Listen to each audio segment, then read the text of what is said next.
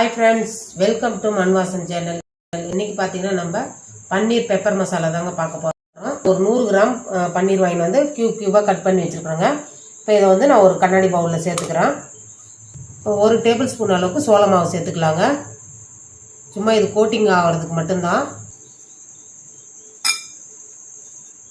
தண்ணி எதுவும் சேர்க்க தேவையில்லைங்க. இதே மாதிரி ட்ரையாகவே நீங்கள் விரட்டி எடுக்கணும்.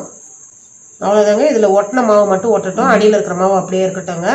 இப்போ நம்ம இதை பொரிச்சு எடுத்துக்கலாம். இன்னும் நல்லா சூடாக இருக்குதுங்க. ஒன்று ஒன்றா போட்டு எடுத்துக்கோங்க.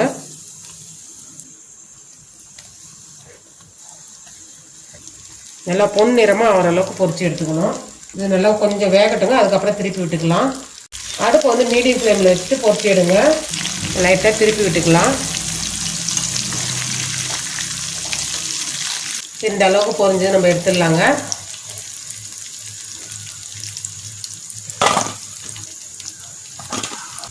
அவ்வளோதாங்க. இது அப்படியே இருக்கட்டும். இப்போ கேஸ் ஆன் பண்ணிவிட்டு ஒரு கடாய் வச்சுக்கோங்க. எண்ணெய் வந்து பார்த்தீங்கன்னா ஒரு 4 டேபிள் ஸ்பூன் அளவுக்கு எண்ணெய் விட்டுக்குங்க. 1/4 டீஸ்பூன் சோம்பு, 2 ஏலக்காய், கிராம்பு 4, ஒரு ஸ்டாருங்க பட்டை 1 எடுத்து இதில் சேர்த்துக்கலாம். அவ்வளோதாங்க. ஒரு 3 பச்சை மிளகாய் பொடியாக நறுக்கி சேர்த்தாச்சு. கூடவே கருவேப்பிலை, ஒரு 100 கிராம் வெங்காயத்தை பொடியை நறுக்கி சேர்த்துக்கலாங்க.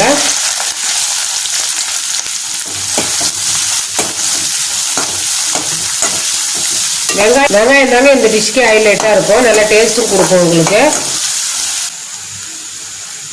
இந்த டைமில் ஒரு 2 தக்காளி வந்து பொடியை நறுக்கி வச்சுருக்குங்க, அதையும் சேர்த்துக்கலாம். வெங்காயத்தோட தக்காளி கொஞ்சம் கம்மியாக சேர்த்துக்குங்க. வெங்காயம் எடுக்கிற அளவில் பாதி அளவு தக்காளி எடுத்துக்குங்க. இது கூட ஒரு டேபிள் ஸ்பூன் அளவுக்கு இஞ்சி பூண்டு பேஸ்ட் சேர்த்துக்கலாங்க. அதையும் சேர்த்து நல்லா வதக்கி விடுங்க. நல்லா இந்த அளவுக்கு வதங்கிட்டு மசாலா சேர்த்துக்கலாங்க. 1/4 டீஸ்பூன் மஞ்சள்தூள் சேர்த்துக்கலாம். 1/2 டேபிள் ஸ்பூன் அளவுக்கு தனியாத்தூள் சேர்த்துக்கலாங்க. உப்பு வந்து தேவையான அளவுக்கு சேர்த்துக்கலாம். முன்னாடியே நம்ம பன்னீரில் கொஞ்சம் உப்பு சேர்த்துருக்குறோம், அதனால் கொஞ்சம் பார்த்து சேர்த்துக்குங்க. உப்பு அதிகமாகிட போகுது. 1/2 டேபிள் ஸ்பூன் அளவுக்கு மிளகுத்தூள் சேர்க்குறேங்க. மிளகாத்தூள் சேர்க்கல, காரத்துக்கு முன்னாடி பச்சை மிளகா தான் சேர்த்தோம், அதனால் மிளகு பெரட்டல்ன்றதுனால கொஞ்சம் கூடுதலாக சேர்த்துக்குங்க. இதை சேர்த்துட்டு ஒரு 1/2 கிளாஸ் தண்ணி சேர்த்துக்கலாங்க. இந்த மசாலா வேகிறதுக்கு மட்டும், ரொம்ப தண்ணி சேர்க்காதீங்க.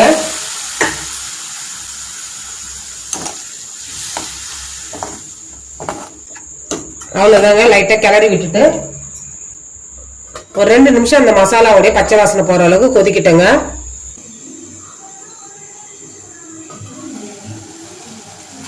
அவ்வளோதாங்க. மசாலா நல்லா குக் ஆகிடுது. இப்போ இந்த டைமில் நம்ம பொரிச்சு வச்சுருக்க பன்னீரை சேர்த்துக்கலாங்க.